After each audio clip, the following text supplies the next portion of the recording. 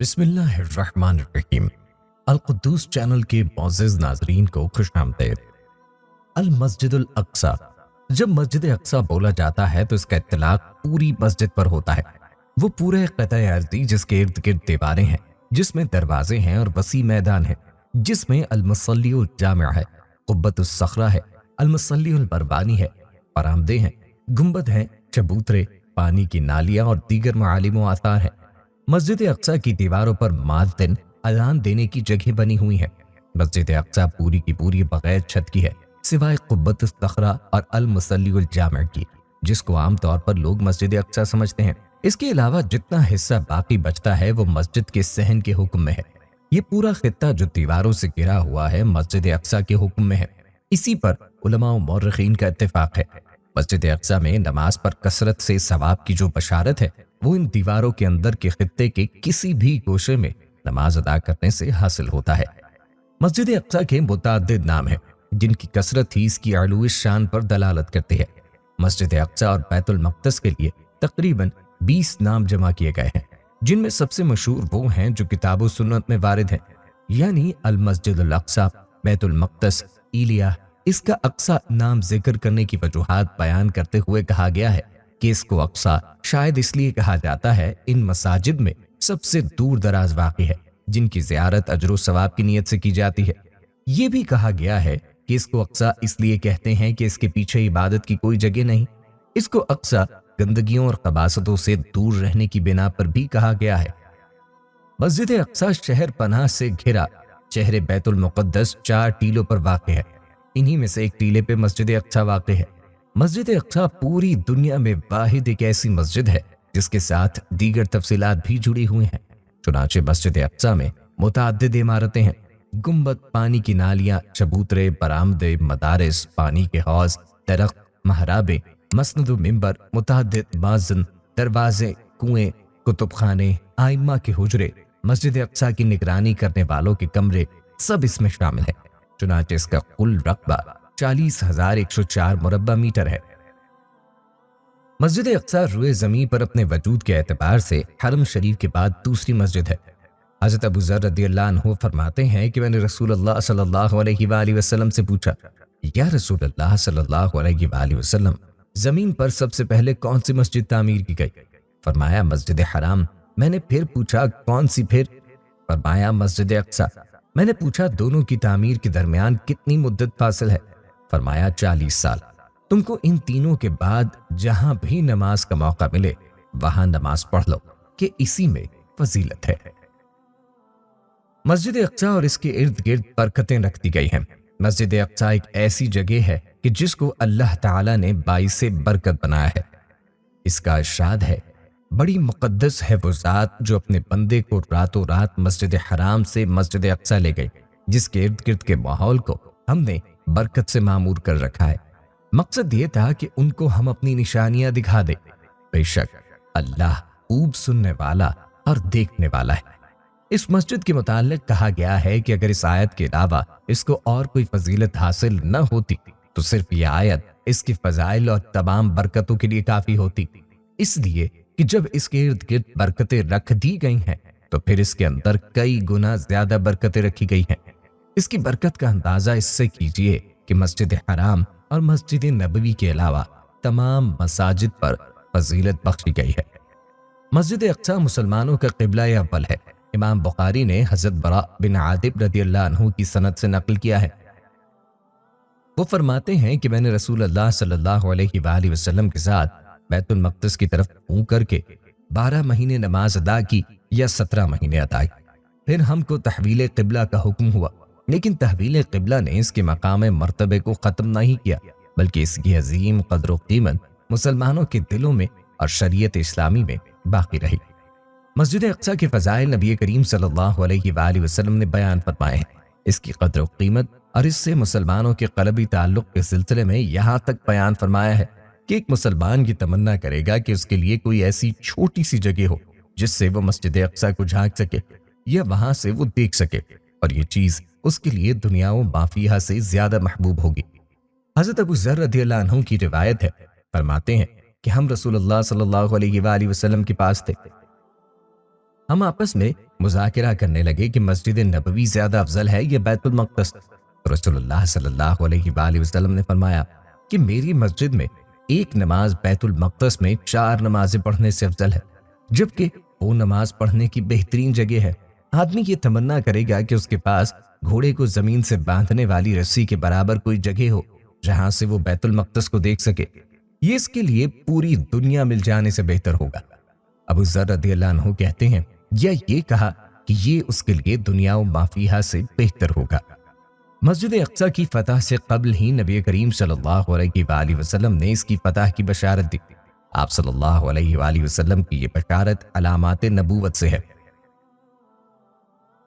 عوف بن مالک فرماتے ہیں کہ میں نبی کریم صلی اللہ علیہ وآلہ وسلم کے پاس غزوہ تبوک میں آیا اور آپ صلی اللہ علیہ وآلہ وسلم چمڑے کے خیمے میں تھے، تو آپ صلی اللہ علیہ وآلہ وسلم نے فرمایا قیامت کی 6 نشانیاں شمار کرو۔ ان کو ذکر کرنے کے بعد آپ صلی اللہ علیہ وآلہ وسلم نے انہی میں فتح بیت المقدس کا ذکر کیا۔ مسجد اقصی میں اس جماعت کا ٹھکانہ ہے جس کی مدد اللہ کرے گا، وہ مومنین کے گھر کا مرکزی حصہ ہے۔ نبی کریم صلی اللہ علیہ وآلہ وسلم نے ارشاد فرمایا کہ میری امت میں ایک گروہ ہمیشہ ایسا رہے گا جو حق لیے برسر پیکار رہے گا، وہ ان لوگوں پر غالب آئے گا جن سے ہماری دشمنی ہو، یہاں تک کہ اس گروہ کا آخری فرد مسیح دجال سے جنگ کرے گا۔ احمد، ابو داؤد، حاکم، طبرانی نے اس کو نقل کیا ہے اور البانی نے اس کو صحیح قرار دیا ہے۔ یہ بات معلوم ہے کہ حضرت عیسیٰ علیہ السلام دجال کو فلسطین میں باب لد کے پاس پکڑیں گے اور قتل کریں گے۔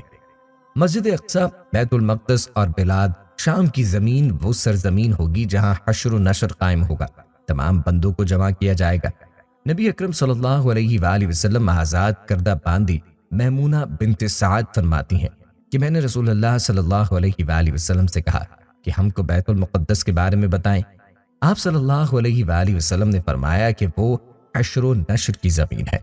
رواہ ابن ماجہ البانی نے اس کو صحیح شمار کیا ہے۔ مسجد اقصی ہی وہ مقام ہے جس میں مومنین دجال سے بچ کر پناہ لیں گے اور وہ اس میں نہ داخل ہو سکے گا۔ نبی پاک صلی اللہ علیہ وآلہ وسلم نے دجال کے متعلق فرمایا اس کی علامت یہ ہے کہ وہ روئے زمین پر 40 صبح ٹھہرے گا، اس کی حکومت ہر جگہ قائم ہو جائے گی سوائے 4 مساجد کے، کعبہ مقدسہ، مسجد نبوی، مسجد اقصی اور طور۔ مسجد اقصی ہی وہ مقام ہے جہاں واقعہ اسرا میں نبی کریم صلی اللہ علیہ وآلہ وسلم کو دنیا کی پہلی مسجد سے دوسری مسجد تک لایا گیا، چنانچہ دونوں مساجد کا فضل و شرف آپ صلی اللہ علیہ وآلہ وسلم کو عطا کیا گیا اور دونوں قبلوں کی زیارت اور ان کی فضیلت آپ کو دی گئی۔ رسول اللہ صلی اللہ علیہ وآلہ وسلم نے فرمایا میرے پاس براق لایا گیا، وہ سفید رنگ کا جانور تھا، گدھے سے بڑا تھا اور خچر سے چھوٹا، وہ اپنے قدم اپنی حد نگاہ پہ رکھتا تھا۔ فرماتے ہیں کہ میں سوار ہوا یہاں تک کہ بیت المقدس آیا، پھر میں نے اس کو اس حلقے میں باندھ دیا جس میں انبیاء اپنی سواریاں باندھا کرتے تھے۔ فرماتے ہیں کہ پھر میں مسجد میں داخل ہوا، میں نے اس میں 2 رکعت نماز ادا کی، پھر میں نکلا، پھر میرے پاس جبرائیل علیہ السلام آئے، ایک پیالے میں شراب اور ایک پیالے میں دودھ لے کر، تو میں نے دودھ لیا تو جبرائیل علیہ السلام نے کہا کہ آپ صلی اللہ علیہ وآلہ وسلم نے فطرت کو پسند کیا، پھر ہمیں لے کر آسمان پر لے جایا گیا۔ مسجد اقصی روئے زمین پر وہ واحد جگہ ہے جہاں تاریخ انسانی کا سب سے عظیم اجتماع ہوا، جس میں حضرت آدم علیہ السلام سے لے کر حضرت محمد صلی اللہ علیہ وآلہ وسلم تک خدا کے بھیجے ہوئے تمام انبیاء و رسول جمع ہوئے، اور پھر وہیں نبی کریم صلی اللہ علیہ وآلہ وسلم نے لیلۃ الاسریٰ میں تمام انبیاء کی امامت فرمائی۔ یہ مسجد اقصی کی اسلامیت کا اعتراف ہے۔ مسجد اقصی پر امت محمدیہ کی امامت کا ثبوت ہے۔ وہاں آپ صلی اللہ علیہ وآلہ وسلم کی امامت تمام انبیاء کے مقدسات پر رسول اللہ صلی اللہ علیہ وآلہ وسلم کی وراثت ثابت ہونے کا اعلان ہے، اور اس کا بھی اعلان ہے کہ آپ صلی اللہ علیہ وآلہ وسلم کی رسالت ان تمام مقدسات پر مشتمل و حاوی ہے، اور ان سب کا آپ صلی اللہ علیہ وآلہ وسلم کی رسالت سے ربط و تعلق ہے، اور دین اسلام سابقہ آسمانی مذاہب کا وارث ہے۔ مسجد اقصی وہ مسجد ہے جس کی طرف ثواب کی نیت سے سفر کیا جاتا ہے۔ مسجد اقصی کی زیارت اور اس میں نماز ادا کرنے کے مستحب ہونے پر اہل علم کا اجماع ہے۔ بالقصد جن 3 مساجد کی طرف سفر کیا جا سکتا ہے ان میں ایک مسجد اقصی ہے۔ ان تینوں مساجد کو دنیا کی دیگر مساجد پر فضیلت حاصل ہے۔ صحیحین میں حضرت ابو ہریرہ رضی اللہ عنہ کی روایت سے ثابت ہے کہ رسول اللہ صلی اللہ علیہ وآلہ وسلم نے فرمایا بالقصد زیارت کے لیے سفر نہیں کیا جائے گا مگر صرف 3 مساجد کی طرف، وہ مسجد حرام، مسجد اقصی اور میری مسجد ہے۔ یہی وجہ ہے کہ بہت سے صحابہ نے مسجد اقصی میں نماز پڑھنے کے لیے خاص طور پر سفر کیا۔ بعد کے اعتبار میں ہمارے اسلاف نے مسجد اقصی کو اپنے علمی حلقوں سے رونق بخشی۔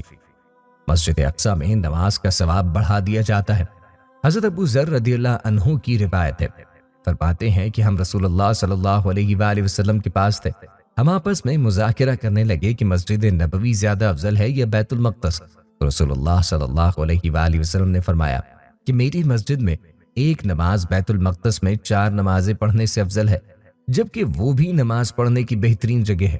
آدمی یہ تمنا کرے گا کہ اس کے پاس گھوڑے کو زمین سے باندھنے والی رسی کے برابر کوئی جگہ ہو جس پر چڑھ کر وہ بیت المقدس کو دیکھ سکے، یہ اس کے لیے پوری دنیا مل جانے سے بہتر ہوگا۔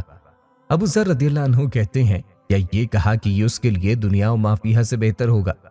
حدیث اس پر دلالت کرتی ہے کہ مسجد اقصی میں ایک نماز کا ثواب دیگر مساجد میں 250 نمازیں پڑھنے کے برابر ہے، سوائے مسجد حرام اور مسجد نبوی کے۔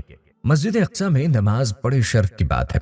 حضرت عبداللہ بن عمرو بن العاص رسول اللہ صلی اللہ علیہ وآلہ وسلم سے روایت کرتے ہیں کہ حضرت صلی اللہ علیہ وآلہ وسلم نے فرمایا جب حضرت سلیمان علیہ السلام بیت المقدس کی تعمیر سے فارغ ہوئے تو اللہ تعالیٰ سے 3 چیزوں کا سوال کیا، ایسی حکومت مانگی کہ پھر ان کے بعد ویسی حکومت کوئی نہ پائے، ایسا ملک مانگا کہ پھر ان کے بعد کسی کو نہ ملے، اور یہ کہ جو اس مسجد میں صرف نماز ادا کرنے کی نیت سے آئے تو اس طرح سے گناہوں سے پاک صاف ہو کر نکلے جیسے اسی دن اس کو اس کی ماں نے جنا ہو۔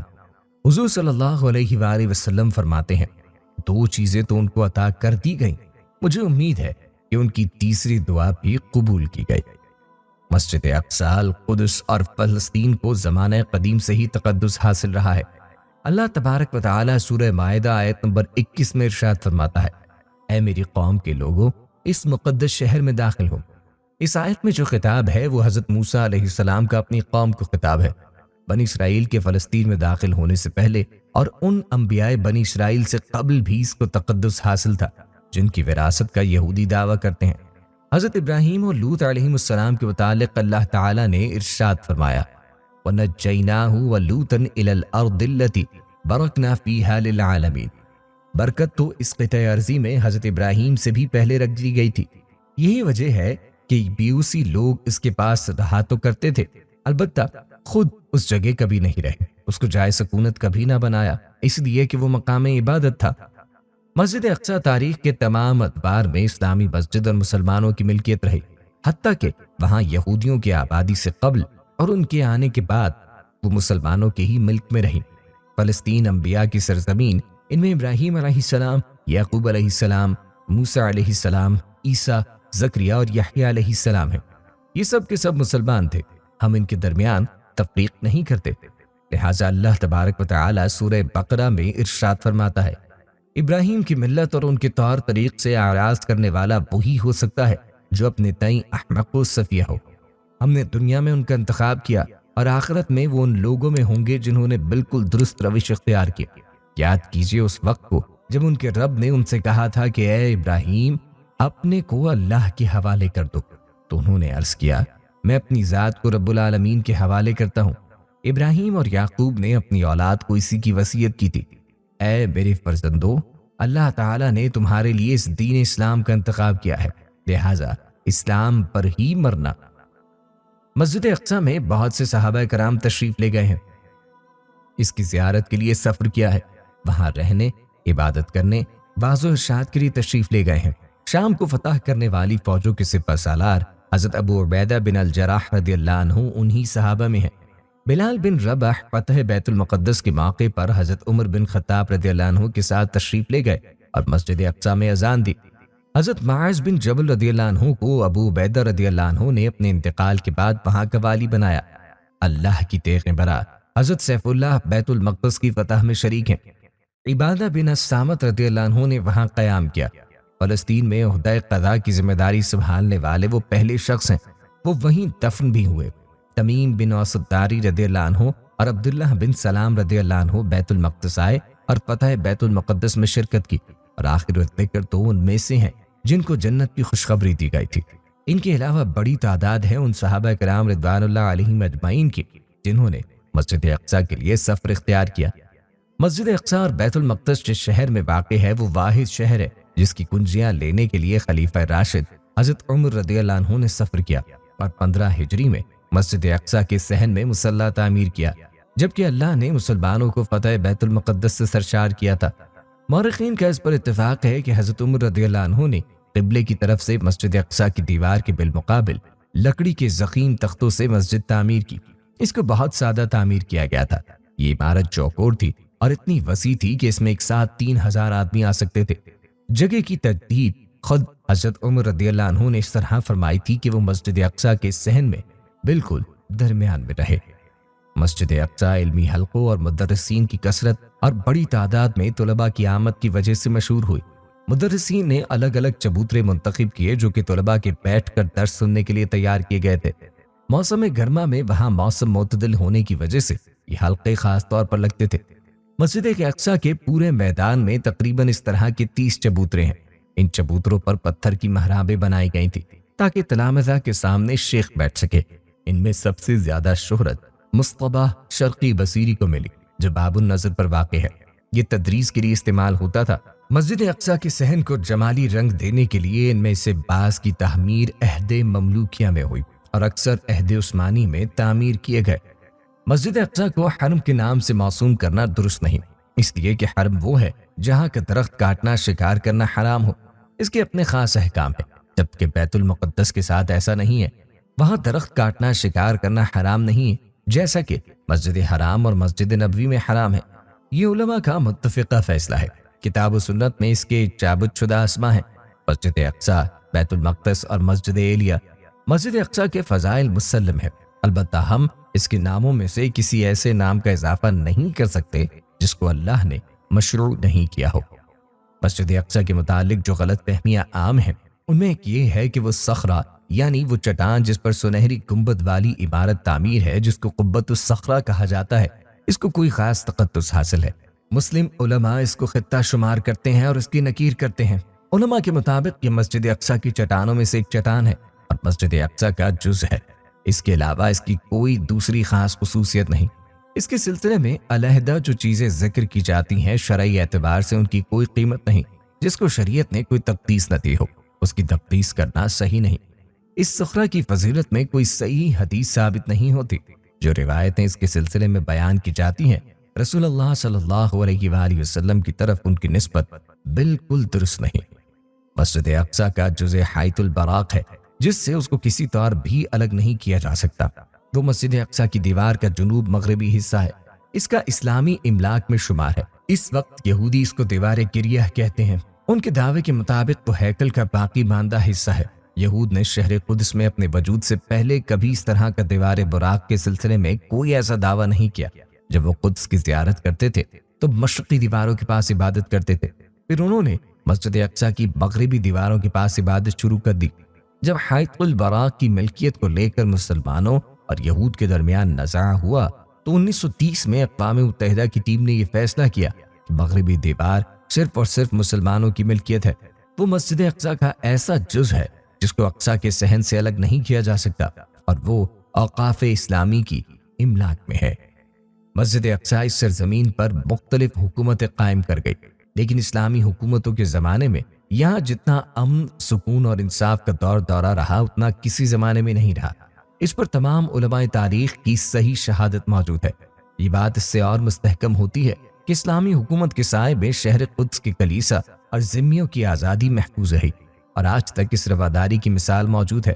عرض بیت المقدس پر حکمرانی کرنے والوں میں عہد اسلامی جیسی نرمی و عدل پروری کا مشاہدہ کسی دور میں نہیں کیا گیا۔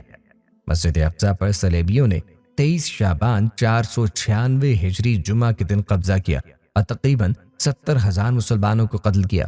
ان شہداء میں ایک بڑی تعداد ان طلباء و علماء اور عبادت گزاروں کی تھی جنہوں نے اپنے وطن کو خیر بات کہہ کر مسجد اقصیٰ کو اپنا مسکن بنایا تھا۔ بیت المقدس پر 91 سال صلیبیوں کا تسلط باقی رہا۔ اس اثناء میں انہوں نے اس کی عزت پامال کی، مسجد کے متعدد آثار کو بدل ڈالا، اس کے ایک جانب کلیسا تعمیر کر دیا اور ایک طرف استبل اور اپنے خزانے رکھنے کی جگہ تعمیر کر دی۔ مسجد کو انہوں نے سور اور جانوروں کے باڑے میں تبدیل کر دیا، جبکہ قبۃ الصخرہ پر انہوں نے بڑی صلیب نصب کر دی۔ مسجد اقصی کو جب سلطان صلاح الدین ایوبی رحم اللہ علیہ نے صلیبی قبضے سے آزاد کرایا تو مسجد کی اصلاح کا حکم جاری کیا اور صلیبی قبضے سے قبل اس کی حالت پر اس کو واپس لانے کا حکم دیا۔ حلب سے وہ خوبصورت ممبر لایا گیا جو سلطان نور الدین محمود بن زنگی رحم اللہ علیہ نے مسجد اقصی کے لیے تقریباً 20 سال قبل بنوایا تھا۔ مسجد اقصی کے لیے تقریباً 60 سال قبل بنوایا تھا۔ اس ممبر کو جمعہ کے دن خطیب کے کھڑے ہونے کے لیے مسجد میں نصب کیا گیا۔ یہ باقی رہا حتیٰ کہ یہودیوں نے 21 اگست 1959 کو جب المصلی الجامع میں آگزنی کی تو اس ممبر کو بھی جلا دیا۔ مسجد اقصی بیت المقدس اور ارض اسرا تاریخ کے کچھ حصے کو چھوڑ کر ہمیشہ اسلام کی سرزمین رہی، صرف تاریخ کے ان ادوار میں جبکہ اس پر قتل و غارت گری اور خون بہانے والوں کا قبضہ رہا، وہ اسلامی حکومت کی ماتحت نہیں رہی۔ یہ وہی مجرمین ہیں جن کو قرآن نے قومن جبارین یعنی جالوت اور اس کے لشکر سے تعبیر کیا ہے، جنہوں نے طالوت کو قتل کیا۔ اللہ تعالیٰ نے ہمارے نبی حضرت داؤد علیہ السلام کو یہ شرف بخشا کہ انہوں نے جالوت کو قتل کیا، اور پھر اللہ نے انہیں حکومت عطا فرمائی۔ انہی جبارین میں رومی تھے اور یورپ کے صلیبی تھے، اور آج کے عہد میں یہودیوں کا شمار انہی جبارین میں ہے۔ مسجد اقصی کی بازیابی اللہ تعالیٰ نے تاریخ کے مختلف ادوار میں مسلمان کے ہاتھ سے مقدر کر دی تھی۔ جن مسلمانوں نے اس کو آزاد کرایا ان میں حضرت موسیٰ علیہ السلام کے جانشین حضرت یوشع علیہ السلام کی قیادت میں چلنے والے لوگ تھے، جن کو حضرت یوشع نے وادی تیاہ سے نکالا تھا۔ اللہ تبارک و تعالیٰ سورہ بقرہ میں ارشاد فرماتا ہے، اس وقت کا بھی خیال کرو جب ہم نے کہا تھا کہ اس شہر میں داخل ہو جاؤ اور جہاں چاہو بفراغت کھاؤ پیو۔ شہر کے دروازے میں جھکتے ہوئے تواضع کے ساتھ داخل ہونا اور استغفر اللہ کہتے رہنا، ہم تمہاری غلطیاں معاف کر دیں گے اور بہتر کام کرنے والے کو مزید نعمتوں سے نوازیں گے۔ امام قرطبی رحم اللہ علیہ لکھتے ہیں کہ آیت میں القریہ سے مراد بیت المقدس ہے، اور جہاد کرنے والے یہ لوگ وہ مسلمان ہیں جو حضرت داؤد علیہ السلام کے ساتھ جالوت کو قتل کرنے کی شرکت کی، اور جو طالوت کے ساتھ جالوت اور اس کے لشکر سے جنگ کرنے میں شریک رہے تھے۔ ارشاد ربانی سورہ بقرہ میں ہوتا ہے، آخر انہوں نے ان کو بحکم الہی شکست دی۔ پھر سورہ نمل میں رب تعالیٰ حضرت داؤد علیہ السلام کے بعد ان کے بیٹے حضرت سلیمان علیہ السلام کے آنے کا تذکرہ ارشاد فرماتا ہے، اور سلیمان داؤد کے وارث ہوئے۔ ان کے زمانے میں بیت المقدس مملکت اسلامیہ کا دار السلطنت رہا، نہ کہ یہودیوں کا پایہ تخت کہ جیسا کہ وہ دعویٰ کرتے ہیں۔ پھر اللہ کی روئے زمین کی آزادی کے معرکوں کی ابتدا خود رسول اللہ صلی اللہ علیہ وآلہ وسلم اور صحابہ کرام رضوان اللہ علیہم اجمعین کے ہاتھوں ہوئی۔ انہی میں بیت المقدس کی آزادی کا معرکہ شامل ہے۔ یہ مشیت الہی تھی کہ مسجد اقصی عہد فاروقی میں 15 ہجری میں آزاد ہو کر مملکت اسلامیہ کا حصہ بنی۔ اس سے قبل تقریباً 7 صدیوں تک رومیوں نے اس پر غاصبانہ قبضہ کر رکھا تھا۔ عہد فاروقی کے بعد خیر و عافیت کے ساتھ حکومت اسلامیہ کی زیر نگی رہی تھی کہ 5ویں صدی ہجری کے آخر میں یورپ نے اس پر پھر غاصبانہ قبضہ کر لیا۔ پھر اس کے بعد سلطان نور الدین زنگی، سلطان صلاح الدین ایوبی اور ان کے دیگر حضرات کا دور آیا، جنہوں نے مجاہدین کے دستوں کی دل جگری، بصیرت و پامردی کے ساتھ قیادت کی، یہاں تک 91 سال کے غاصبانہ قبضے کے بعد اس کو دوبارہ آزاد کرایا گیا۔ اس طرح بیت المقدس اور فلسطین پھر مملکت اسلامیہ کی زیر نگی آیا اور مسلسل اسلامی سلطنت کا حصہ رہا، یہاں تک کہ مسلمانوں میں ذوف پیدا ہوا اور ان کو وہن کا مرض لاحق ہوا، یعنی ان میں موت سے خوف اور دنیا کی ہرس آ گئی، تو پھر یہودیوں نے اس پر غاصبانہ قبضہ کر لیا۔ مسجد اقصی پر یہودیوں نے 1387 ہجری 1967 عیسوی میں غاصبانہ قبضہ کیا۔ اپنے تسلط کے بعد یہود نے سب سے پہلا کام یہ کیا کہ وہ حائط البرق پر قابض ہو گئے اور حارت المغاربہ یعنی بغاربہ محلہ کو تہس نہس کر دیا۔ اس کے بعد انہوں نے 4 مسجدیں، مدرسہ افضلیہ اور دیگر اوقاف اسلامیہ کو منہدم کر دیا۔ اس طرح یہودی سیلاب نے ایک اسلامی اوقاف میں شامل محلے کی تاریخ کو زمین دوز کر دیا۔ مسجد اقصی کو منہدم کرنے کے لیے اور اس کی منہدم دیواروں پر اپنا مذموم معبد ہیکل تعمیر کرنے کے لیے یہود نے زبردست تیاریاں کی ہیں۔ مسجد کو ڈھا کر ہیکل کی تعمیر کی کوشش کرنے والی تمام جماعتیں اس نقطے پر متفق ہیں اور اس کے لیے متحدہ کوشش کرتی ہیں اور اپنی تمام تر قوتوں کا اجتماعی استعمال کرتی ہیں۔ یہ تنظیمیں مختلف انداز سے ایسے سرگرمیاں جاری رکھتی ہیں جس سے ہیکل کی تعمیر فلسطین کے اندر اور فلسطین کے باہر بسنے والے ہر یہودی کے گھر کا مسئلہ بن جائے۔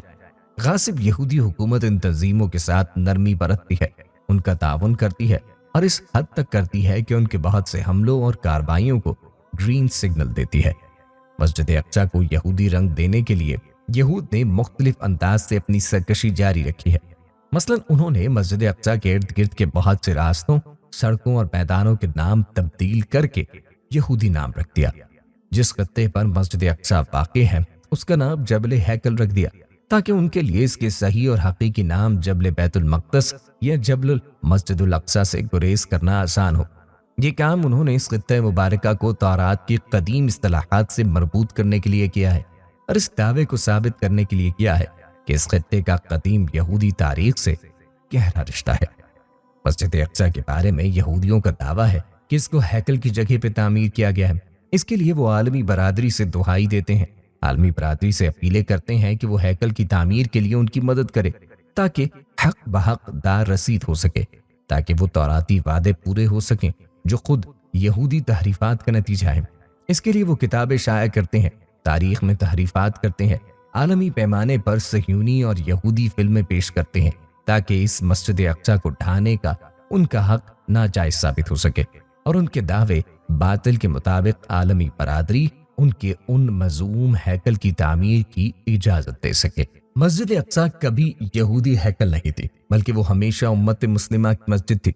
اللہ کے نبی حضرت سلیمان علیہ السلام نے جو تعمیر کی تھی وہ ہیکل کی تعمیر نہیں بلکہ اسی مسجد اقصی کی تجدید تھی۔ چنانچہ انبیاء کرام میں سے ابراہیم، اسحاق، یعقوب اور سلیمان علیہ السلام نے اس کی تجدید کی، جیسے کہ فتح فاروقی کے بعد مسلم حکام اس کی تجدیدی تعمیر کرتے رہے ہیں۔ مسجد اقصی ضرور ضرور مسلمانوں کے ہاتھ میں واپس آئے گی انشاءاللہ۔ یہودیوں سے جنگ بلا شبہ ہو کر رہے گی۔ مسلمان مجاہدین دجال اور اس کے ساتھ رہنے والے یہود کا خاتمہ کریں گے۔ اس طرح پوری انسانیت یہودیوں کی حرص و ہوس اور ان کی تخریب کاری سے نجات پائے گی اور راحت محسوس کرے گی۔ حضرت ابو ہریرہ رضی اللہ عنہ سے مروی ہے کہ رسول اللہ صلی اللہ علیہ وآلہ وسلم نے ارشاد فرمایا کہ قیامت اس وقت تک قائم نہیں ہوگی جب تک مسلمانوں یہودیوں سے جنگ نہ کر لیں۔ پھر مسلمان یہودیوں کو قتل کریں گے۔ اس وقت پتھر یا پیڑ یہ کہے گا، اے مسلمان، اے اللہ کے بندے، یہ یہودی میرے پیچھے چھپا ہوا ہے، آ کر اس کو قتل کر دے، سوائے غرقت کے درخت کے، کیونکہ وہ یہود کا درخت ہے۔ مسجد اقصی کا کوئی بھی معاملہ اس دین کے بغیر مکمل نہیں ہوگا، اس کی شان میں اضافہ اس دین کے بغیر نہیں ہوگا، اس کا مقام و مرتبہ اس دین اور اس کے پیرو اور ان وحدتین سے مربوط ہے جو نماز پڑھتے ہیں، فرائض دین کو ادا کرتے ہیں، دین میں جن چیزوں کو گناہ قرار دیا گیا ہے ان سے بچتے ہیں، اس لیے کہ نبی کریم صلی اللہ علیہ وآلہ وسلم نے ارض مقدس کو سب سے بنیادی چیز یعنی اسلام سے مربوط کر دیا ہے۔ اسلام ہی اس کا مستقبل ہے، اسلام ہی اس کی زندگی ہے۔ سجدہ ریز پیشانیوں اور توحید سے سرشار و منور دلوں اور وضو کرنے والوں ہاتھوں کے لیے خدا کی طرف سے مدد کا وعدہ ہے۔ اللہ رب العزت سورہ نور میں ارشاد فرماتا ہے، اللہ نے ایمان والوں اور نیک عمل کرنے والوں سے وعدہ کیا کہ وہ ان کو زمین میں ضرور خلافت سے نوازے گا، جس طرح ان سے پہلے اہل حق کو خلافت دی، اور ان کے دین کو جس کو ان کے لیے پسند فرمایا ہے اقتدار عطا کرے گا، اور ان کی خوف اور بدامنی کی حالت کو امن و سلامتی سے بدل دے گا۔ ان پر ذمہ داری ہے کہ وہ میری عبادت کریں اور میرے ساتھ کسی کو شریک نہ ٹھہرائیں۔ جو بھی اس کے بعد کفر کریں گے وہ باغی و سرکش کریں گے۔ مسجد اقصی کا مسئلہ اور قضیہ فلسطین صرف فلسطینیوں کا نہیں بلکہ یہ ایک اسلامی قضیہ اور اسلامی ایشو ہے۔ اس قضیے پر دنیا کے ہر مسلمان کا حق ہے، اور یہ حق تب سے ہے جب سے اس کی کنجیاں حضرت عمر رضی اللہ عنہ نے حاصل کی، اور مسلمانوں نے اس کے لیے اپنے خون کی قربانی دی، اور اس کو صلاح الدین ایوبی رحمۃ اللہ علیہ کی قیادت میں صلیبی تسلط سے آزاد کرایا۔ یہ اوقاف اسلامیہ کی زمین ہے اور یہ امت مسلمہ کی گردن میں امانت ہے۔ مسجد اقصی صرف مسلمانوں کی ہے، چاہے اس پر غاصبانہ قبضے کی مدت کتنی ہی طویل ہو جائے، مگر بالآخر انجام کار تو اہل تقویٰ کے لیے ہے۔ ان قریب وہ انشاءاللہ ہمیں واپس ملے گی، یہی اللہ کا وعدہ ہے، اور اللہ اپنے وعدے کی خلاف ورزی نہیں کرتا۔ اللہ تعالیٰ نے اس ارض مقدس کو خیر امت کے لیے بنایا ہے، وہ امت جو سب سے پاکیزہ اور سب سے مقدس پیغام کی حامل ہے۔ یہ حضرت محمد صلی اللہ علیہ وآلہ وسلم کی امت ہے، جس کو اللہ تعالیٰ نے مسجد اقصیٰ کو آباد کرنے کے لیے منتخب کیا ہے۔ اس لیے اس امت کے افراد کے دل مسجد اقصیٰ کی محبت سے سرشار رہتے ہیں، اس پر فدا ہونے اور اس کا دفاع کرنے کے جذبے سے معمور رہتے ہیں۔ یہی وجہ ہے کہ مسلمانوں نے اپنی جانوں کا نذرانہ پیش کر کے رومیوں کو بھگایا، صلیبیوں کے حملوں کا دفاع کیا اور انہیں شکست دی۔ اب اگر یہودی مسجد اقصیٰ پر اپنے حق کے دعوے میں سچے ہیں تو ان صدیوں میں وہ کہاں تھے جبکہ مسلمان رومیوں اور عیسائیوں کو پے در پے شکستے رہے تھے؟ مسجد اقصیٰ پر صرف مسلمانوں کا ہی حق ہے، اس کی شہادت تاریخ بھی دیتی ہے، حقائق بھی اسی کے موافق اور آسمان و زمین کی گواہیاں بھی اس کے مطابق ہے۔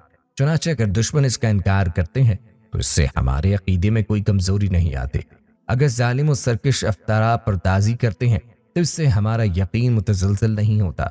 ہمارا جو حق اور جو دعویٰ ہے وہ شہر القدس کی تاریخ کے عین مطابق ہے۔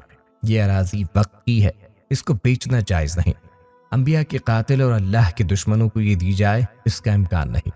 ہم یعنی امت مسلمہ اس زمین کے ایک پالش ٹکڑے سے بھی دستبردار نہیں ہو سکتے۔ ہم ایسے کسی باطل معاہدے اور جھوٹے دستاویز کو تسلیم نہیں کر سکتے جس کی رو سے یہود ہمارے سردار اور ہمارے مقدسات کے مالک بن جائیں۔ مسجد اقصیٰ امت مسلمہ کی میراث ہے، اسی لیے اس کی امامت و سربراہی امت مسلمہ ہی کا کام ہے، جو امت شہادت ہے اور جس کو خلافت اراضی کے لیے برپا کیا گیا ہے۔ خود نبی کریم صلی اللہ علیہ وآلہ وسلم نے اپنی اس امت کی اس جانب رہنمائی فرمائی ہے اور اس کو مسجد اقصیٰ کی حفاظت پر ابھارا ہے، اس لیے کہ وہ حق پر قائم امت مسلمہ کی میراث ہے۔ نبی کریم صلی اللہ علیہ وآلہ وسلم نے اقصیٰ کی محبت اپنے صحابہ کرام رضی اللہ عنہ اجمعین کے دلوں میں جاگزیں فرمائی۔ ان کو نہ صرف فتح بیت المقدس کی خبر دی بلکہ ان کو اس کی خوشخبری سنائی۔ انشاءاللہ مسجد اقصیٰ کی محبت ہمارے دلوں میں ہمیشہ باقی رہے گی، کیونکہ یہ ہمارے عقیدے کا حصہ ہے۔